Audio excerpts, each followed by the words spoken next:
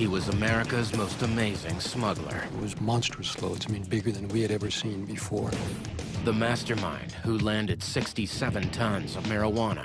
The fact that they really conceived themselves as pirates. Scoring $200 million right under the DEA's nose. It was like, oh my God, you know, they scammed us.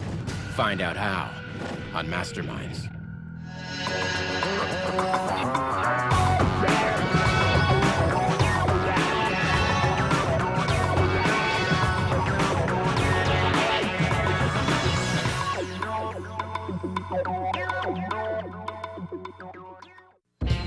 The Washington state coastline, 600 miles of shore and harbors. In the 1980s, a hotbed of drug trafficking. At that point in time, there was a degree of marijuana being grown in the state, but the huge importations were coming in from Southeast Asia, from Thailand, the Golden Triangle. It's the perfect environment for smugglers. And if you're a smuggler, what you're looking for, of course, is a place where you can blend in with whatever size boat you're coming in. And what better place to blend in with the booming commercial fishing industry?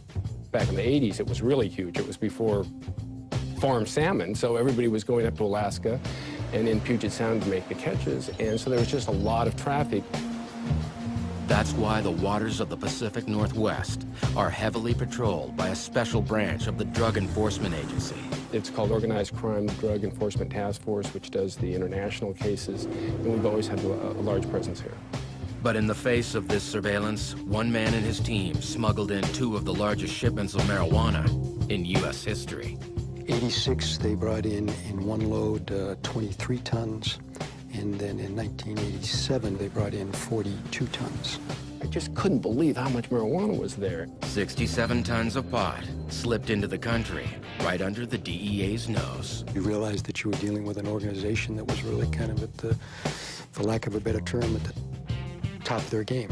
We estimate profit that they shipped well in excess of $55 million to Europe. So this is after all expenses are paid and everything's done. After successfully distributing the pot across the country, they dispatched suitcases of cash in their private Learjet to offshore bank accounts. It went to New York, it went to London, it went to the financial institutions of Zurich, it went to the yacht harbors in southern France. Literally, it spanned the globe.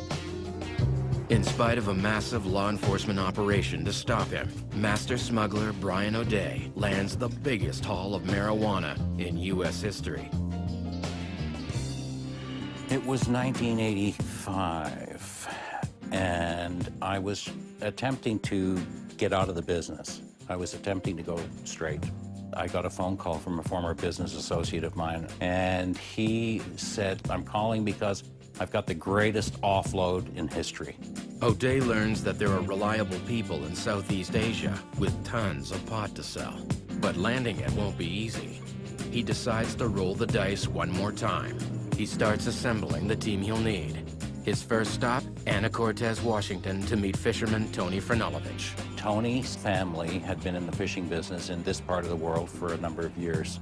O'Day quickly realizes Tony's fishing business, with boats and private dock, holds the key to the smuggling operation. I was always in and out of port. I had a 105-foot schooner-style vessel. It was perfect for what we were going to do. I knew every inch of the coast and the reason for being there. No one would suspect anything from me. Tony was extremely well known in the coast, all the way up to Alaska from Washington. And it was business as usual. Tony's out there fishing. It all was perfect for a situation like this. My profile was just what we did, deliver fish in boxes to the dock, boom. Except instead of fish, there was some fish. Not very much, actually, but a lot of pot. O'Day strikes a deal with Tony, then moves to step 2. He calls on his old friends, the Schaefer brothers. To the world at large, Bill and Chris Schaefer are wealthy playboys. In reality, they're drug smugglers with worldwide connections. O'Day convinces them to finance the deal to the tune of $10 million. While the Schaefers are busy bribing Vietnamese officials, O'Day uses their money to purchase and outfit the boats he'll need. Kathy B was a 100-foot tender vessel that was used for packing fish. We bought and outfitted that. It cost several $100 grand. The following year, we bought another boat called the Stormbird, which we spent a lot of money on. The vessels look like legitimate fishing boats, but below deck, O'Day and Tony convert the vast cargo space into a pot smuggling factory with scales, shrink-wrapping equipment, and accounting facilities. Next, O'Day and Franulovich hire their crew, 6 to man the boats and 6 to work below deck handling the marijuana. Because O'Day knows any leaks to law enforcement officials will be disastrous, he sets down strict rules, entrusting Tony to keep the crew in line. Everyone was sworn to secrecy. No one was to know, because the only way to be successful is if no one knew. If you did tell your girlfriend you're out, you told your wife you're done, you just got fired. You also got fired for doing drugs. You got to be pretty frosty, and there was no tolerance for doing drugs. We had an agreement in our group that no one did coke. And that is coke is a huge security breach. With the boats and team in place, the next step for O'Day is developing a communication system. We had to find a way to talk to one another over radios, from boat to boat, from car to boat, from stationary homes to boat, and from mobile homes to boats, as far away as the South China Sea. For important conversations, O'Day insists on using payphones so their calls can't be traced. In those days, you could actually receive a phone call at a payphone. We must have left $10,000 in quarters in the payphones up there in the space of each deal. He also devises a unique code for these clandestine conversations. We spoke out of the dictionary as though we were speaking about part numbers that needed to be checked in certain vessels. I'd go to the dictionary, and I would see the page that the words were on. I would start with check part number 16-28. That would be page 16, the 28th word on the page. It would take a long time to have a conversation, as you can imagine. Their system in place, O'Day tackles his next problem: how to distribute the pot across the country. I got the trucks in '85, and then I got friends of mine, people who I'd worked with in the business, and put them through truck driving school. And that's how we got our drivers. They started driving up and down that highway between California and Washington regularly, just so they could always know what was going on the road at every scale and just get the lay of the land. With the trucks in place, O'Day is now ready to send his team to Alaska to bring in the first of 2 mega shipments of pot. The first shipment was 25 tons. We brought it over in the north from South China Sea over to the Bering Sea, where the Kathy B met them. We transferred all of the pot onto the Kathy B, took off up for a fjord in Alaska. Here, the below-deck crew checks the pot for mildew, then weighs and repackages the entire 25 tons in wet-locked fish boxes. O'Day is so brazen, he has them put their logo in every package to identify his superior product. But as Tony Franulovich and the crew repackage the pot in Alaska, O'Day suddenly finds he has a serious problem back home, one that threatens the whole operation. One of the guys couldn't stop doing coke, and he'd show up at the house in a limousine with prostitutes and coke, and he was a nightmare. O'Day knows he's dealing with a loose cannon. He fires the guy, and with a combination of bribes and threats, demands he keep his mouth shut. The problem dealt with, O'Day gives Tony the all-clear. We came down from Alaska, down through the Inside Passage, down by Canada, into the U.S., and into Anacortes, into the shipyard at Leverages. But how do you unload 25 tons of pot without anyone noticing? If you're hitting a beach in the middle of the night and somebody sees you, these guys are doing something wrong. If you're just proceeding just like you would normally proceed with an offload operation for fish or any kind of cargo, then that's what you're doing. You know, you'd invite people down the boat to have coffee with us, you know, donuts and pastries and stuff on the galley table. We'd actually had friends, relatives, and the guys from the processing plant next door would come over and watch us unload, have no idea what we're doing. To further ensure no one catches on, the team creates a diversion. So what we would do is generally the first pallet off the boat, we'd drop it intentionally on the dock. You know, it's everywhere. The seagulls are flying around.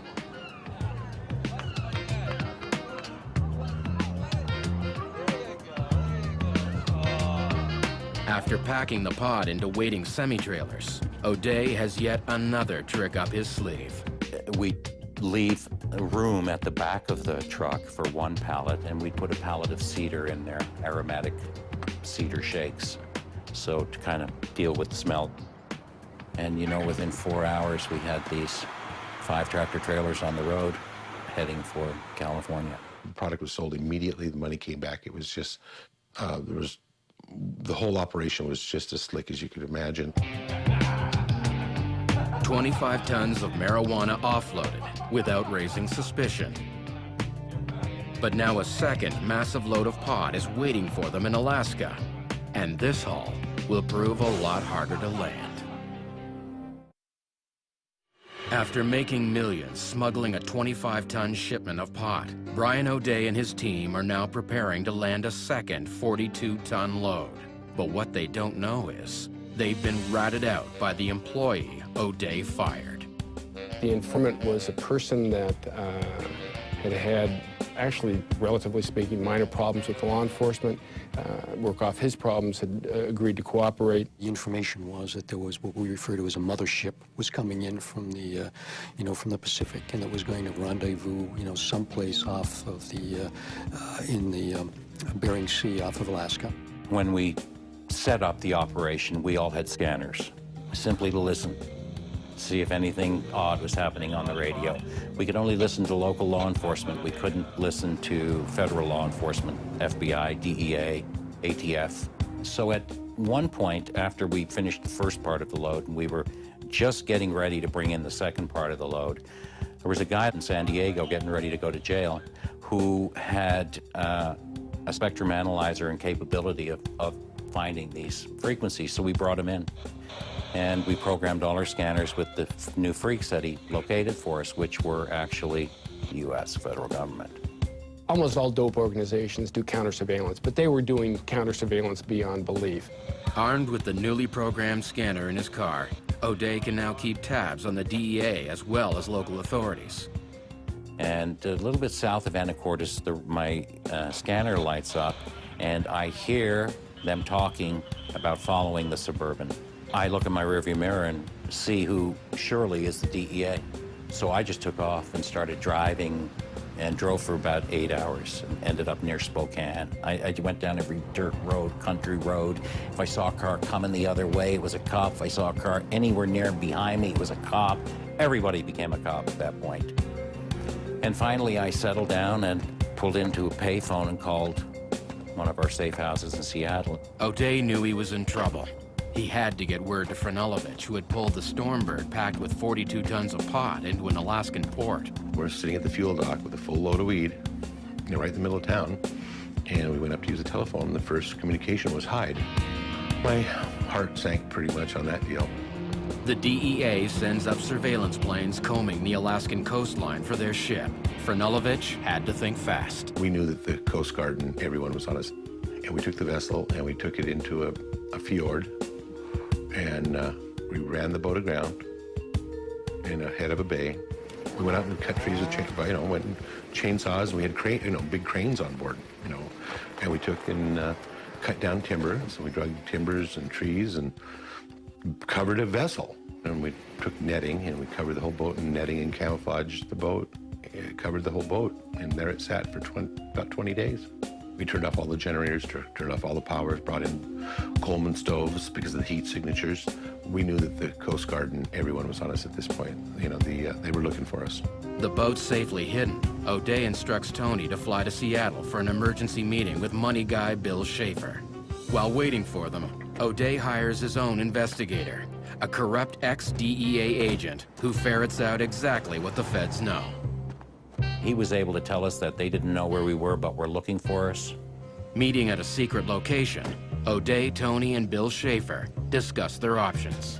The options were this: bag the whole load, probably $10 million in expenses. Bag it, meaning destroy the load. Throw the towel in, meaning sink the boat, burn the boat, or just dump the weed out of it. Well, it wasn't going to sink. The boat couldn't sink because it was full of marijuana. You couldn't burn it because then you'd have the Coast Guard there for that too. There'd be horrendous fire. O'Day tells the men the investigator he hired has valuable information. In spite of surveillance, the feds have failed to uncover the trucking business. Agreeing on a plan, O'Day and his team move into action. We went to a friend of ours and got another vessel that nobody knew anything about. We took the vessel from Bellingham and we ran it up. In the meantime, they uncovered the Stormbird and brought it around to a bay on the outside of southeastern Alaska. And we met up in a bay in the middle of the night. You've never seen guys happier to see another boat in your life.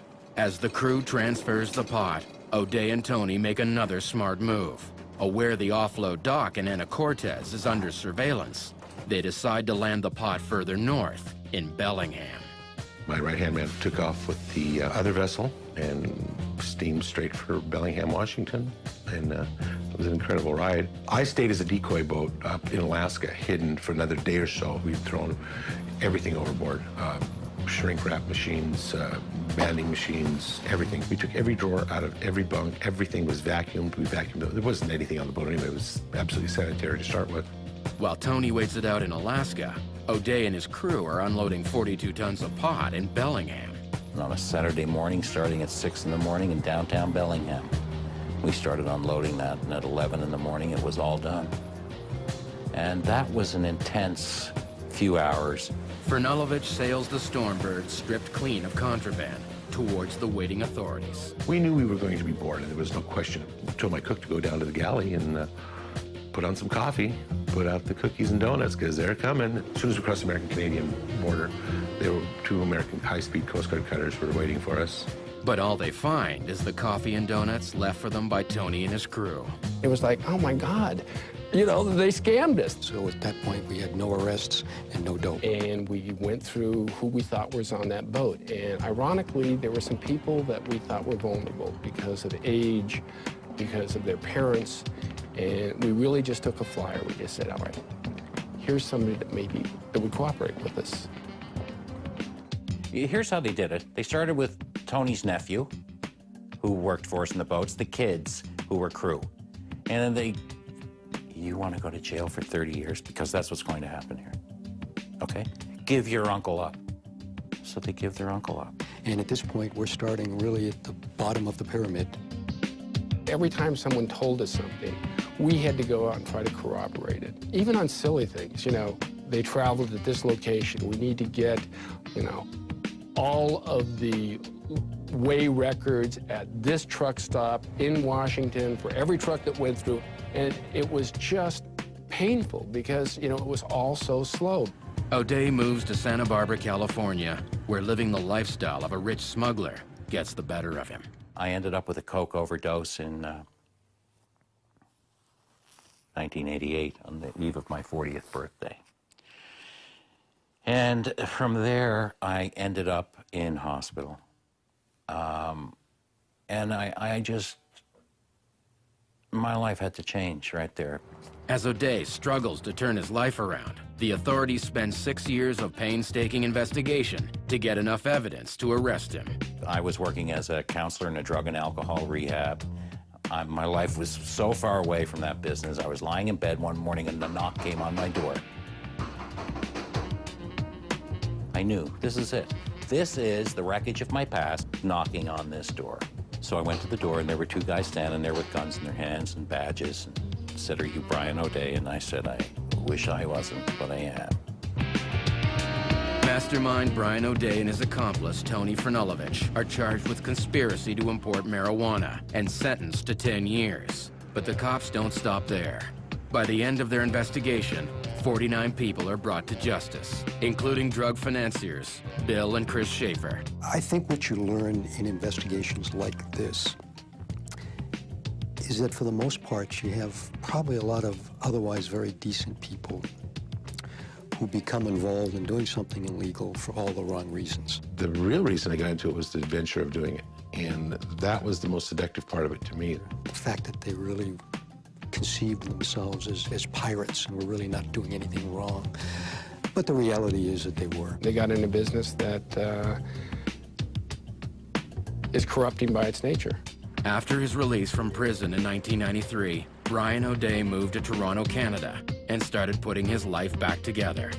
Looking for a way to support his family, he ran a want ad in the newspaper. Owned and operated a successful fishing business. multi-level, one airplane, one island, a processing facility, simultaneously owned and operated a fleet of tractor-trailer trucks. During this time, I also participated in the executive-level management of 120 people worldwide in a successful pot smuggling venture with revenues in excess of 100 million US annually. What did I learn? I learned what a house full of money looked like and what little difference it made in my life.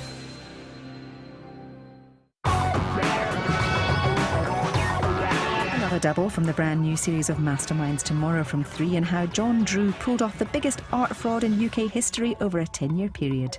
Next today, Crime Stories.